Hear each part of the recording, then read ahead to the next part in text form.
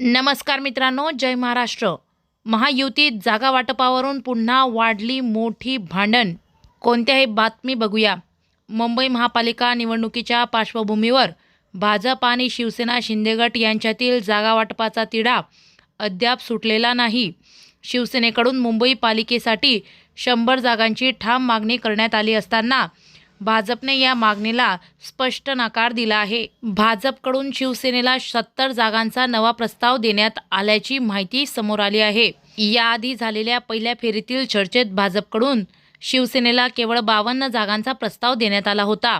मात्र हा प्रस्ताव शिवसेनेला मान्य नसल्याचे दोन्ही पक्षांमधील मतभेद अधिकच तीव्र झाले. शिवसेनेने मुंबईतील आपली संघटनात्मक ताकद, विद्यमान नगरसेवक आणि स्थानिक प्रभाव लक्षात घेता किमान 100 जागांवर दावा कायम ठेवला आहे. दरम्यान मुख्यमंत्री देवेंद्र फडणवीस आणि उपमुख्यमंत्री एकनाथ शिंदे यांच्यात झालेल्या बैठकीनंतर 25 ते 30 जागांचा तिढा कायम राहिला आहे. वरिष्ठ पातळीवर चर्चा होऊनही अंतिम तोडगा न निघाल्याने महायुतीमध्ये पुन्हा अंतर्गत वाद निर्माण झाला आहे. या पार्श्वभूमीवर आज पुन्हा एकदा भाजप आणि शिवसेना यांच्यात महत्त्वाची बैठक होणार आहे.